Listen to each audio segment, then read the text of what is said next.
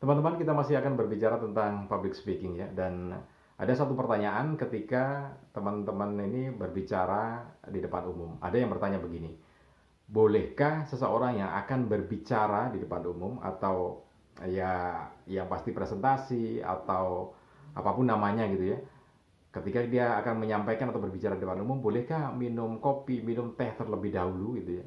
Nah, jawabannya saya akan sampaikan nanti secara gamblang. Karena itu jangan di skip video ini, simak terus sampai habis supaya Anda tidak gagal paham. Oh iya, untuk Anda yang sedang mempersiapkan diri untuk merayakan hari ulang tahun kemerdekaan Republik Indonesia yang ke-77, saya ucapkan selamat menyiapkan perayaan itu ya. Mudah-mudahan di hari ulang tahun yang ke-77 ini, di tanggal 17 Agustus 1945 sampai 2022 ini menjadi bangsa yang benar-benar mandiri dan juga bangsa yang bisa memakmurkan masyarakatnya. Dan Anda yang belum subscribe, jangan lupa subscribe terlebih dahulu supaya nanti ketika kita mengupdate video atau informasi, Anda akan mendapatkan informasi atau notifikasi sehingga Anda tidak melewatkan satupun video yang kita buat khususnya tentang public speaking ini ya. Dan jangan lupa juga tekan tombol loncengnya, kemudian tekan tombol like dan share video ini ke teman-teman Anda.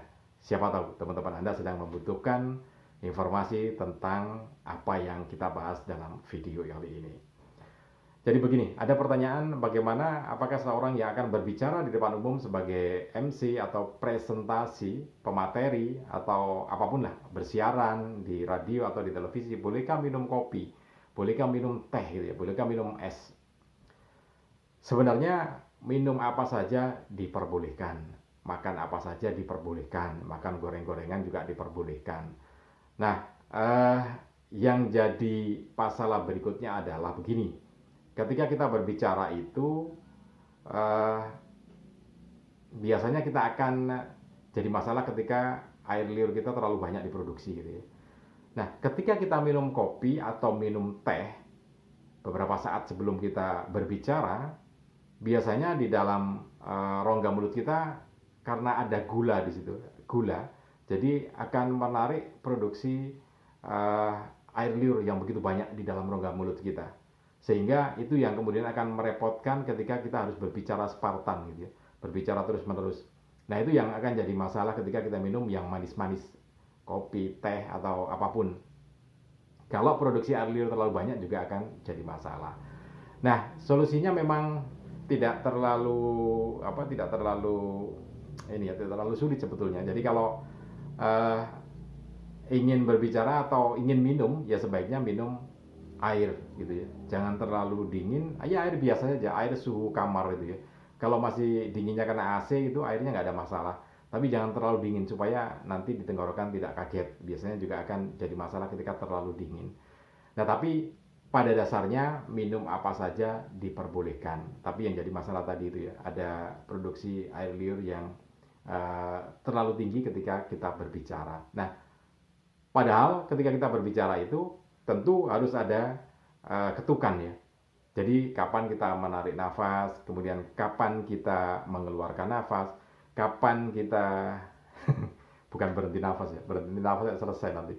Maksudnya itu ketika titik itu kan kita berhenti berbicara satu kali tarikan nafas gitu ya. Nah, itu kesempatan kita sebetulnya untuk menelan atau air ludah kita kontrol, mengontrol jumlah produksi air ludah kita itu yang ada di dalam air liur ya, di dalam rongga mulut kita. Nah, ketika kita koma, jadi berbicara kemudian ada tanda koma di situ, maka itu adalah tarikan setengah nafas, berhenti setengah nafas, setengah nafas dan satu nafas. Nah, itu yang jadi permasalahan. Artinya sebetulnya apakah diperbolehkan makan gorengan dan segala macamnya, ya tentu saja diperbolehkan, tetapi tadi ada beberapa hal yang menjadi pertimbangan supaya air liur kita tidak terlalu tinggi diproduksi. Kalau Anda misalkan bisa mengontrol itu ya tidak ada masalah, oke-oke saja. Nah, air minum, air putih itu ya, air jernih itu, air minum itu ya. Air minum itu juga bisa membuat kondisi ini mengontrol secara detak jantung kita gitu ya. Minum yang benar, jadi minum satu kali, kemudian bernafas dulu, kemudian minum lagi, bernafas lagi, minum lagi sampai 3 kali gitu ya, di dalam gelas sambil duduk tentu saja. Aturan minumnya seperti itu. Oke, mudah-mudahan ini bisa menjawab pertanyaan Anda yang selama ini punya pertanyaan semacam itu. Salam dan sukses selalu untuk Anda.